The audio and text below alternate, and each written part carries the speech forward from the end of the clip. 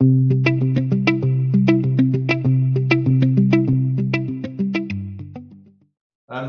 Jim, it looks like you've assembled a really impressive list of speakers for the Air Quality Conference. It looks to me like you've got three main themes running through the conference. Perhaps you could speak a little about each of the themes. And if I've got this right, the first one, or what you'll kick off with, will be air quality regulations and air quality strategy. Yeah, that's right, Graham. I think post-Brexit, the air quality community is looking forward with anticipation to the publication of the new Environment Bill, which, although I think has been delayed, is still due shortly after the conference. And of course, everyone wants to know what the ambitions of the UK government look like within that bill in terms of air quality. You know, are we going to adopt the previous European type standards, or are we going to be a little bit more ambitious and move towards World Health Organization targets? So the conference will have speakers from DEFRA and the Environment Agency talking about that. We'll also have a presentation from Scottish Government, who are in the throes of publishing Clean Air for Scotland 2, or CAFS 2, which we know is quite an ambitious set of targets. And that actually is due to be published before the conference. So we'll hear a little bit from Scottish Government on that. Okay. And the second theme is indoor air quality, which seems to be cropping up more and more these days, especially post-COVID. Yeah, not surprisingly, I think indoor air quality was an area where the air quality community were becoming more involved and more interested, with a lot of interesting research projects in the offing. But you're right, with the COVID pandemic, the transmission of pathogens in general, not just COVID, but flu and whatever, amongst populations indoors, especially children in schools, people in heavily populated offices. I think the pandemic has highlighted just how easily transferable these pathogens can be. So the conference will hear from a number of specialists working in this area, not necessarily addressing the COVID situation, but talking about indoor air quality in terms of its sources, the transfer of outdoor pollution into the indoor space, and also the chemistry of the indoor air quality arena, and things like ventilation, filtration, and how air moves around this space, and how one can perhaps start to build an understanding of the transmissibility index, if you like. So what conditions lead to a greater risk of transmission of pathogens? So that's going to be a very interesting and very new subject matter, which I think the conference will be one of the first to actually address. Yeah, indeed. And also, I guess with COP26 around the corner, climate change is creeping into some of the subject matter presentations. Yeah, and quite rightly. I mean, air quality and climate change, I think the public see them as two sides of the same coin, and rightly so. But it's not always the case that interventions and strategy are mutually beneficial. So, you can take action to improve air quality locally, but if you're simply moving the problem elsewhere, then you're not really impacting the climate change agenda in a positive way. And equally, you can do things that are sustainable from a carbon footprint point of view, burning renewable fuels, for instance. But if you're burning those in a way where you're increasing the exposure, let's say again, of school children, perhaps, using biomass boilers in schools, you can shoot yourself in the foot. So what we're trying to do with the conference is ask the question, with the strategy for dealing with climate change and local air quality, is there a way to ensure that these are always mutually beneficial? You know, have we thought the whole problem through sufficiently that we're actually going to do the planet good as well as clean up the air in some of the heavily polluted inner city areas? Yeah, yeah. And I guess that monitoring is a theme that will be running through pretty much all of the presentations. So will there be any presentations describing innovations or new technologies or new techniques through the conference? Yeah, there's, I think the big issue that's on everyone's minds at the moment is the innovation of small sensor technologies. These are incredibly promising in terms of the fact that you can use them in places that you would never be able to use a conventional monitor. And they appear to be much lower cost, at least to initially buy. Of course, the question on people's mind is, are they sufficiently accurate? Are they stable? What do they cost to run? Because although they may be cheap to buy, there can be a lot of costs involved in calibration and quality assurance. So we're going to approach this in a number of different ways, in that we will hear from the Central European Norm Committee that are working on standardization and test criteria for small sensors for particles and gases. And we'll also hear about a UK-based test program funded by DEFRA and NERC through Quant. That has been underway now for over a year, and therefore we'll hear about just how well these sensors are performing or not when compared against conventional reference technology. But we'll also spend a little bit of time looking at the lessons learned from the operation of some of the larger networks of sensors that have been deployed in the last few years, most notably the Breathe London pilot, which was a network of 100 sensors across Greater London. And we'll be looking at techniques there for calibrating the entire network and quality assuring the entire network of sensors, but not in a conventional sense, not with calibration gases, but by using new techniques which have been developed, which allow one to separate the local and regional backgrounds seen by these sensors in a way which allows you to quality assure and calibrate the network in the long term.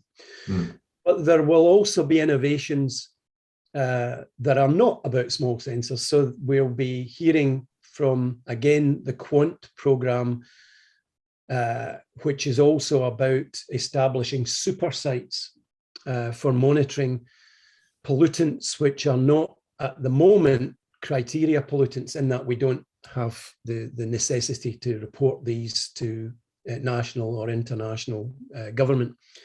So we'll be looking at things like trace metals and various anions, which are also playing into the pollution mix. And one of the things that comes out of that is ammonia, because ammonia concentrations are increasing across Europe and the UK.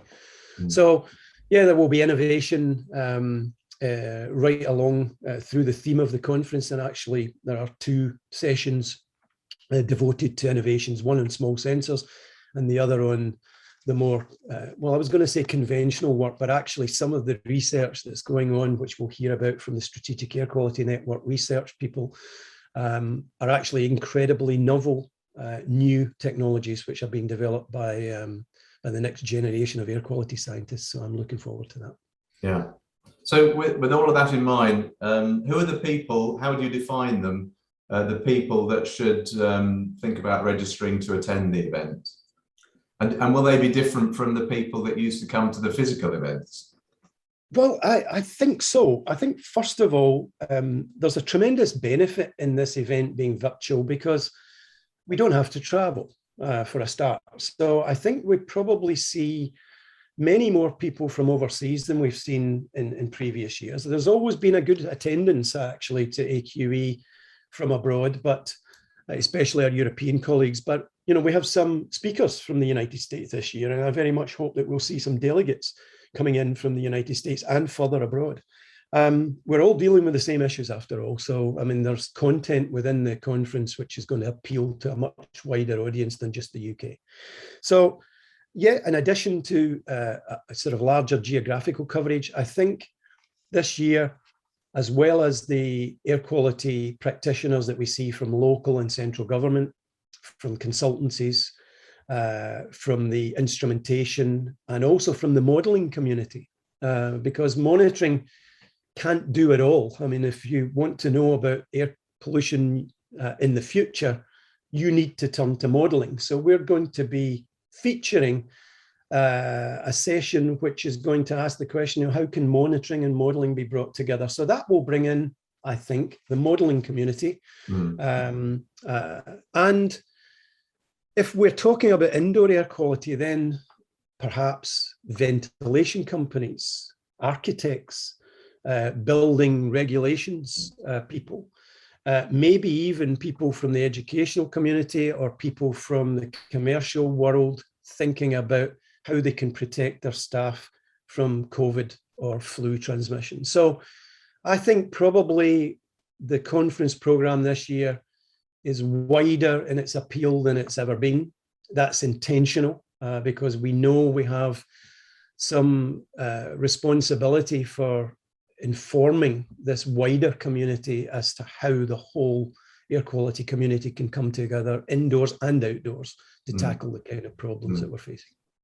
And I know there's going to be over 150 organisations exhibiting at the event.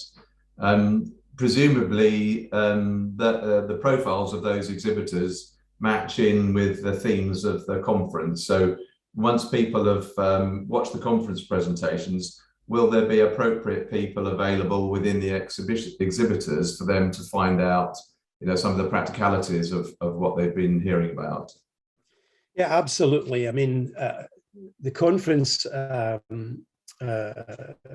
program is very much led by the science, and all of the speakers are from research academia, but there are also a whole range, as you say, of commercial companies exhibiting and also running workshops which complement the program that we've put together for the scientific conference. So these people will be available. You can book time on their booths. You can also supplement some of the conference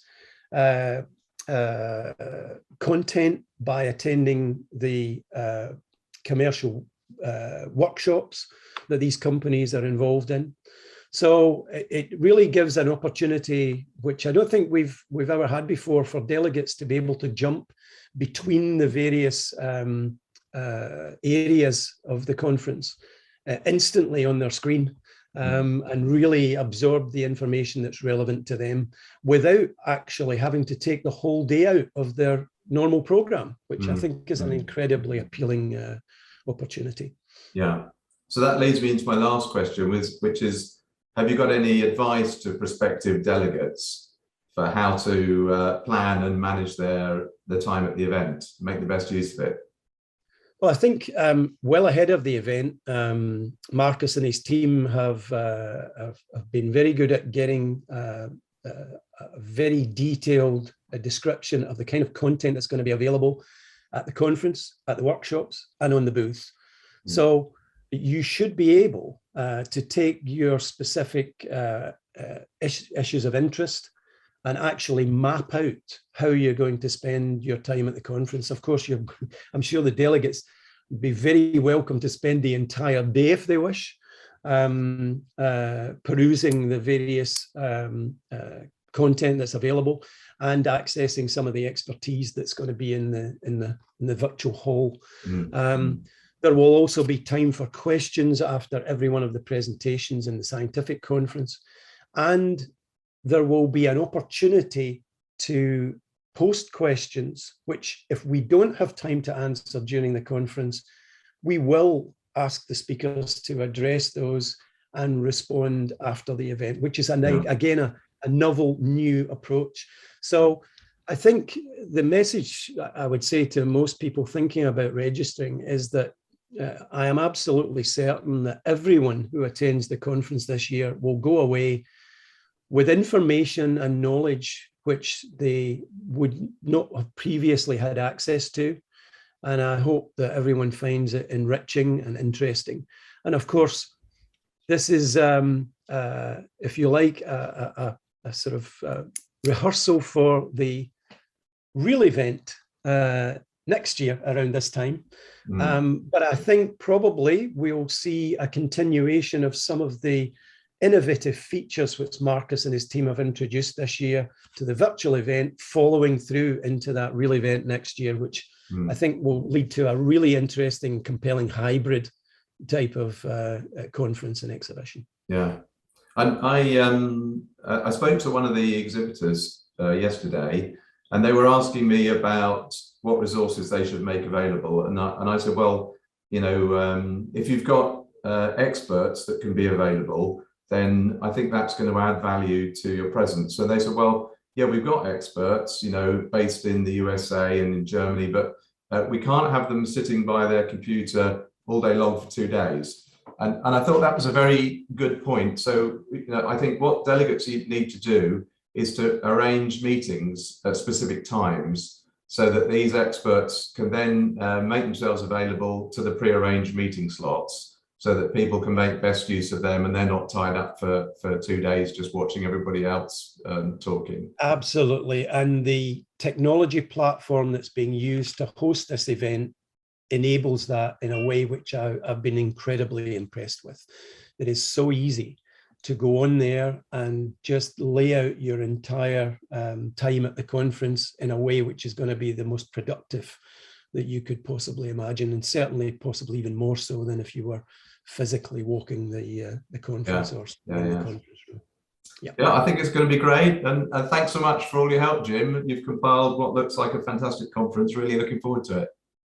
Yeah, I'm looking forward to it now that we've actually got all of the speakers confirmed, and in fact, there will be abstracts and bio on those speakers available on the website in the coming days. So I encourage everyone to go on to the platform and see what's on offer. And I look forward to meeting everyone virtually on the day or days. Perfect. Thanks a lot, Jim. Cheers.